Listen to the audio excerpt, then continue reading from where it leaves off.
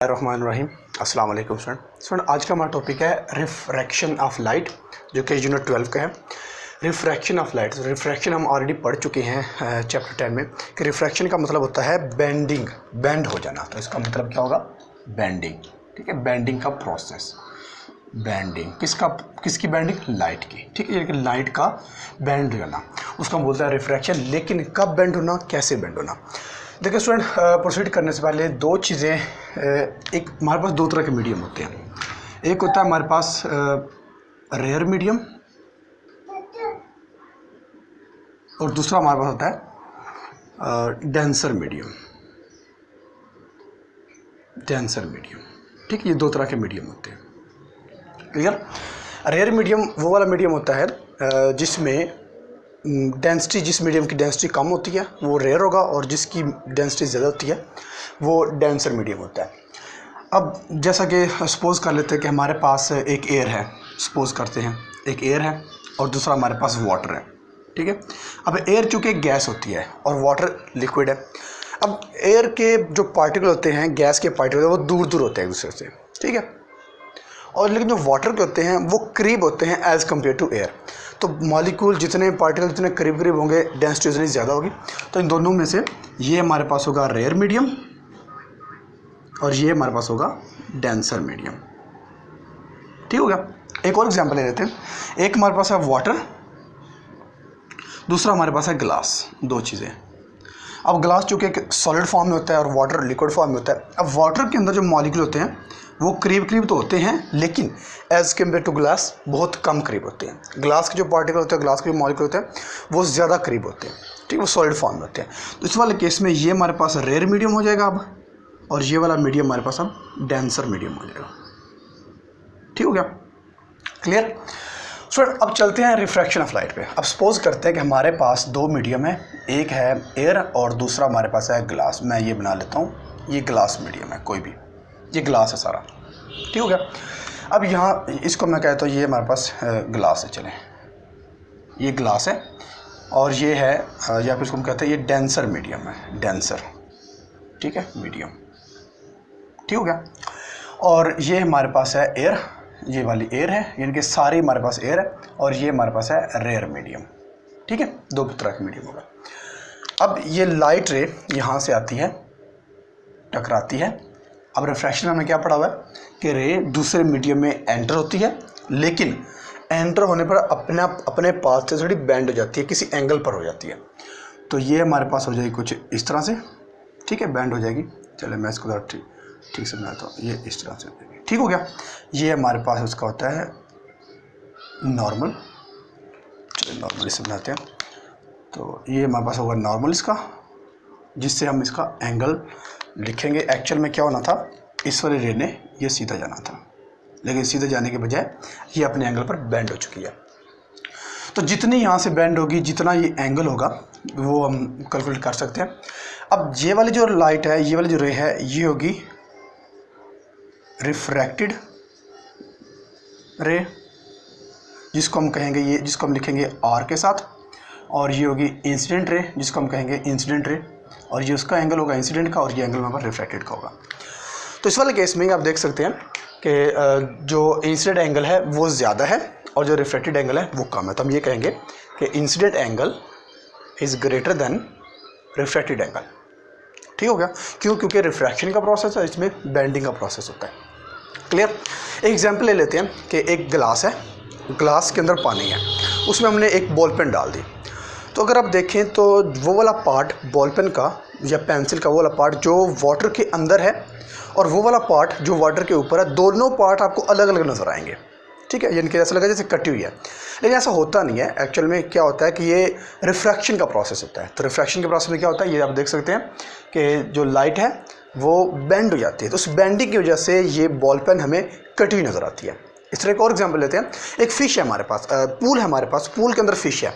तो एक्चुअल में जो उसकी डेप्थ है वो हमें नज़र नहीं आएगी, हमें अपेरेंट डेप्थ नज़र आएगी। यानी कि अगर सपोज़ वो है 10 मीटर डीप है वाटर के अंदर, लेकिन हमें वो 10 की बजाय हमें हो सकता है वो 7 मीटर डीप नज़र आए, कम डीप डेप्थ में नज़र आए या ज़्यादा डेप्थ में नज़र आए। उसकी रीज़न भी यही चीज़ होती है रिफ्रैक्शन ऑफ लाइट का प्रोसेस होता है कि जब लाइट एयर से वाटर में एंटर होगी तो वो अपने पास से रिफ्रैक्ट हो जाएगी, बेंड हो जाएगी। ठीक होगा स्टूडेंट, ये था हमारे पास रिफ्रैक्शन का। तो इसकी एग्जाम्पल, इसकी डेफिनेशन हमारे पास कुछ यूँ है, the process of bending of light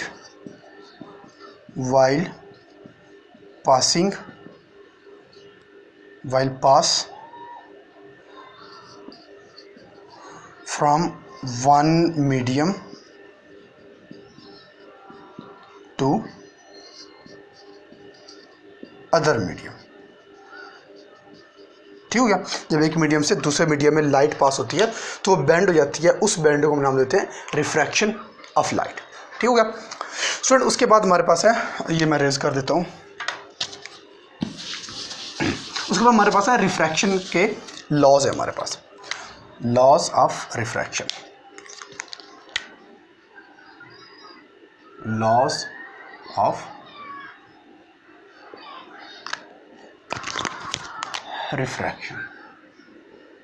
refraction के लॉज। तो इसके भी उसी तरह के दो लॉज हैं, दो ही पॉइंट हैं जैसा कि हमने रिफ्लेक्शन वाले केस में पढ़ा था। तो पहला इसका पॉइंट वही है जो हमने लास्ट टाइम पढ़ा था कि नॉर्मल, ये वाला नॉर्मल जो मैंने बनाया, इंसिडेंट एंड ये वाला रिफ्रैक्टेड रे, तीनों rays lie in the same plane. ठीक है, तीनों जो है वो सेम प्लेन में फॉल करते हैं। सेम प्लेन मतलब ये 3D 4D, एक 3D में जा रही है, दूसरी 4D में जा रही है, एक 2D में आ रही है, ऐसा नहीं होता। एक ही प्लेन, अगर 2D है तो 2D में ही फॉल करेंगी, अगर 3D है तो 3D में फॉल करेंगी, एक ही प्लेन होगा तीनों का। दूसरा पॉइंट हमारे पास ये होगा, एक चीज़ याद रखें आप, जो तीसरा पॉइंट है हमारे पास, तीसरा पॉइंट हमारे पास है कि जो हमारे पास एंगल होता है इनका, जो कि इंसिडेंट एंगल है और जो रिफ्रैक्टेड एंगल है, अगर इसको हम साइन के साथ लें, साइन एंगल, चलें एंगल ऑफ इंसिडेंट, यानी कि मैं डायरेक्टली लिख देता हूँ एंगल ऑफ आई, चलें सॉरी, इसको हम कहते हैं रेशियो है हमारे पास, ratio of angle of incident, यानी कि इंसिडेंट का एंगल टू रिफ्रैक्टेड एंगल, यानी कि दोनों एंगल, इंसिडेंट एंगल और रिफ्रैक्टिंग एंगल की जो रेशियो होती है वो एक कांस्टेंट होती है, वो कांस्टेंट होती है। ठीक है, या इसको सपोज हम यूँ कर लेते हैं कि हमारे पास है sine i incident angle divide by sine, और दोनों की रेशियो है इक्वल टू होगी वो एक कांस्टेंट के। अब कांस्टेंट इसमें जो यूज़ कर रहे हैं वो है एन। ठीक हो गया। एन क्या चीज़ है? एन को हम बोल देते हैं रिफ्रैक्टिव इंडेक्स। ठीक हो गया। रिफ्रैक्टिव इंडेक्स एन होता है और ये कांस्टेंट नंबर होता है। हर मीडियम का रिफ्रैक्टिव इंडेक्स अलग होता है, यानी कि हम ये कह सकते हैं पहले मीडियम दूसरे मीडियम का refractive index with respect to first medium, यानी कि हम यूँ कहेंगे ये हमारे पास सेकंड मीडियम है, जो कि या फिर इसको यूँ कह लें कि ये हमारे पास एयर है और ये हमारे पास है वाटर। जो वाटर होता है वो सेकंड मीडियम है और एयर जो है फर्स्ट मीडियम है। तो इसको हम कहेंगे कि ये जो रिफ्रैक्टिव इंडेक्स होता है ये सेकंड मीडियम का होता है। याद रखना, ये सेकंड मीडियम का होता है with respect to first medium. ठीक है, second medium with respect to first medium. ठीक हो गया, with respect to first medium. तो ये हमारे पास होगा रिफ्रैक्टिव इंडेक्स। अब नेक्स्ट हमारे पास है कि रिफ्रैक्टिव इंडेक्स, अच्छा एक और चीज़ है, इस वाले केस को इज इक्वल टू अगर एन कहें, इस वाले केस को हमको एक और नाम देते हैं जिसको हम कहते हैं स्नेल्स लॉ। स्नेल्स लॉ, ठीक है, ये स्नेल्स लॉ के इक्वल, इसको हम स्नेल्स लॉ का नाम देते हैं। तो अगर आप पूछे स्नेल्स लॉ क्या होता है तो सिंपल है, ये रेशियो होती है इंसिडेंट एंगल की, रेशियो होती है इंसिडेंट एंगल की to ratio it's the ratio of incident angle to refracted angle, वो इक्वल टू कांस्टेंट होती है और इसको हम बोल देते हैं ये स्नेल्स लॉ होता है। ठीक होगा स्टूडेंट। तो स्टूडेंट इसके बाद हमारे पास है स्पीड ऑफ लाइट को अगर हम कंपेयर करें तो मैं इसको रेज करता हूँ।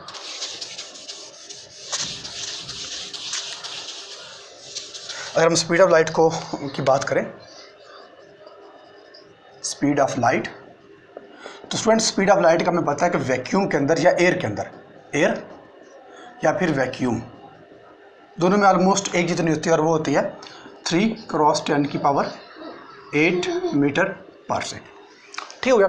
एयर या वैक्यूम के अंदर एयर की लाइट की जो स्पीड होती है, स्पीड ऑफ लाइट, वो इतनी होती है।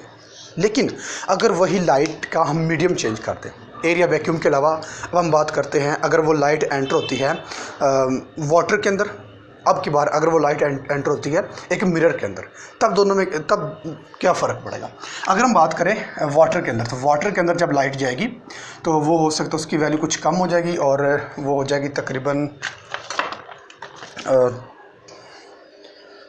2.3 × 10⁸ मीटर पर सेकेंड। और अगर वो ग्लास में एंटर होती है तो वो हो जाएगी 2 × 10⁸ मीटर पर सेकेंड। तो दो ये फ़र्क पड़ जाएगा। अब देखें, एयर के अंदर 3 है, वाटर के अंदर 2.3 है और ग्लास के अंदर 2 है। अगर किसी और सॉलिड में एंटर होगी तो ये 2 से और मज़ीद कम हो जाएगी। मतलब ये कहते हैं कि जब देखिए ये हमारे पास एयर और एयर की अगर बात करें वैक्यूम की, ये हमारे पास होगा रेयर मीडियम, ग्लास वाटर जो है वो हमारे पास डेंसर मीडियम होगा एज़ कम्पेयर टू एयर। ठीक है, तो डेंसर मीडियम में आकर लाइट की स्पीड कम हो चुकी है। अब अगर हम कंपेयर करें ग्लास को वाटर के साथ, तो वाटर हमारा यहाँ पर रेयर मीडियम होगा और ग्लास हमारे पास यहाँ पर डेंसर मीडियम होगा, क्योंकि ग्लास ज़्यादा डेंस होता है एज़ कम्पेयर टू वाटर। तो अब की बार ग्लास में स्पीड ऑफ लाइट 2 हो चुकी है, पहले 2.3 थी, मज़ीद कम हो चुकी है। तो इसी तरह जैसे जैसे मीडियम डेंस होता जाता है स्पीड ऑफ लाइट भी कम होती जाती है। तो स्पीड ऑफ लाइट में, तो इस वाले केस में अगर रिफ्रैक्टिव इंडेक्स को डिफाइन करें तो रिफ्रैक्टिव इंडेक्स को हम यूँ डिफाइन कर सकते हैं, रिफ्रैक्टिव इंडेक्स। तो इसको हम यूँ बात कर सकते हैं कि ये हमारे पास देखें रिफ्रैक्टिव इंडेक्स हम लिखते हैं n के साथ और वो इक्वल होगा speed of light in air के अंदर divided by speed of light इन चलें ग्लास की अगर हम बात कर लें या मीडियम की बात करते हैं, मीडियम कोई भी मीडियम हो सकता है, ठीक है, ये ग्लास हो सकता है, वाटर हो सकता है, कोई भी मीडियम हो सकता है। अब जो speed of light in air है उसको हम लिखेंगे c के साथ, c stand for speed of light, जो कि एयर या वैक्यूम के अंदर होती है। और अगर हम बात करें मीडियम के अंदर, तो मीडियम के अंदर हम उसको v से डिनोट करेंगे, v स्टैंड फॉर वही वेलोसिटी होती है। लेकिन जो यहाँ पर जो वेलोसिटी है ये हमें बता रही है कि ये स्पीड ऑफ लाइट है इन एनी मीडियम, कोई भी मीडियम हो सकता है, वाटर हो सकता है या फिर ग्लास हो सकता है। तो इस तरह हम कहेंगे कि ये हमारे पास होता है रिफ्रैक्टिव इंडेक्स के speed of light, it is a ratio of speed of light in air to speed of light in medium, it is called refractive index. ठीक होगा स्टूडेंट। तो ये था हमारे पास आज का रिफ्रैक्शन ऑफ लाइट और इसमें हमने डिस्कस किया रिफ्रैक्टिव इंडेक्स क्या।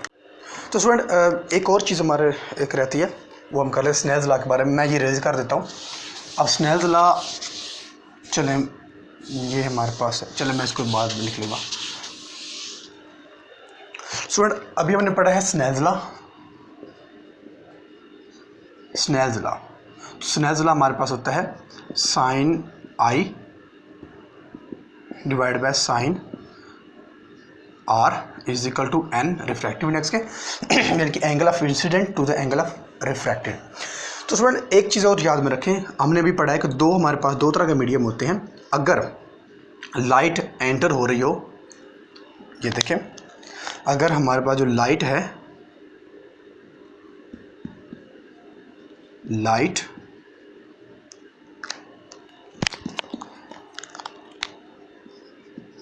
अगर लाइट एंटर हो फ्रॉम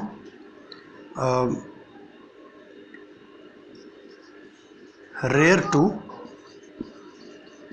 डेंसर मीडियम, ठीक है, यानी कि रेयर टू डेंसर मीडियम, या आप इसको यूँ कर सकते हैं कि वो एयर से वाटर में जा रही है, ठीक है, एयर से वाटर में। तो एयर हमारे पास रेयर होगा और ये हमारे पास डेंसर होगा। याद रखना है, अगर इस तरह का केस हो, अगर लाइट रेयर से डेंसर में जा रही हो, तब हमारे पास जो स्नेल्स लॉ होता है वो इसी तरह लिखा जाएगा, sine i divide by sine r is equal to n. लेकिन अगर ये प्रोसेस उल्टा हो जाए कि अब की बार अगर जो लाइट है, light enter from denser denser medium to rare medium. अब की बार का डेंसर मीडियम, अब इसको मैं उल्टा कर देता हूँ। अब की बार जो लाइट है वो वाटर से निकल कर एयर के अंदर जा रही है। ठीक है, बात समझा यहाँ तक? यानी कि अब की बार जो लाइट है वो डेंसर मीडियम से निकल कर रेयर मीडियम में जा रही है। पहले वाले में था रेयर से निकल कर डेंसर में जा रही है, और अब डेंसर से निकल कर रेयर में जा रही है। अगर इस तरह का कोई हो जाए तो इसमें हमारे पास जो सिनेरियो है वो उल्टा हो जाता है। यानी कि अब की बार हमारे पास हो जाएगा sine r divided by sine i is equal to. ठीक हो गया? तो ये हमारे पास इसके बाद जो रिफ्रैक्टिव होगा, एंगल ऑफ रिफ्रैक्टेड होगा वो ज़्यादा हो जाएगा, और एंगल ऑफ इंसिडेंट जो होगा वो हमारे पास कम आ जाएगा। इसमें हमारे पास ये ज़्यादा होगा और ये कम होगा।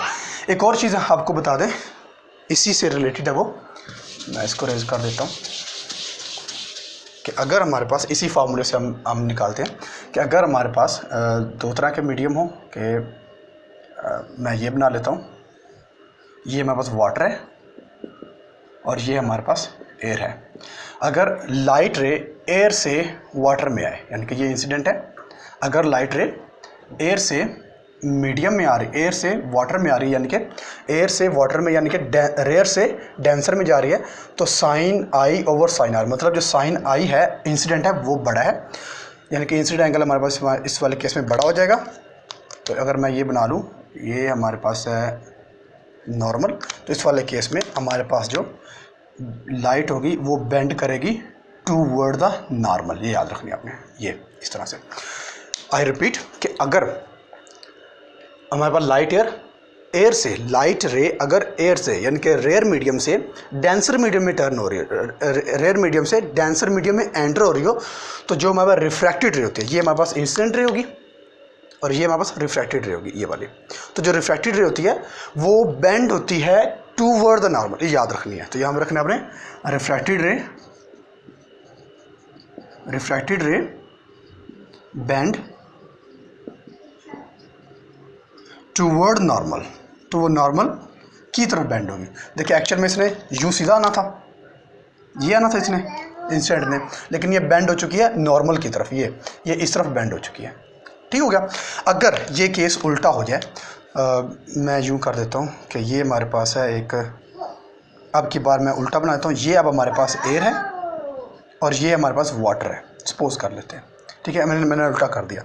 इस वाले केस में ये लाइट रे आएगी टकराएगी और ये बेंड हो जाएगी इस तरह से। ये अब की बार लाइट जो होगी वो बेंड होगी अवे फ्रॉम द नॉर्मल।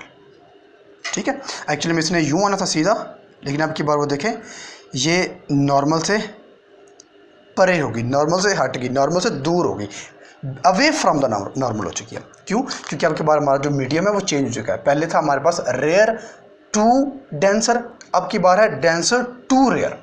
ठीक हो गया? तो इस वाले केस में हमारे पास होगा जो रिफ्रैक्टेड रे होगी, रिफ्रैक्टेड रे जो होगी वो बेंड हो जाएगी अवे फ्रॉम नॉर्मल।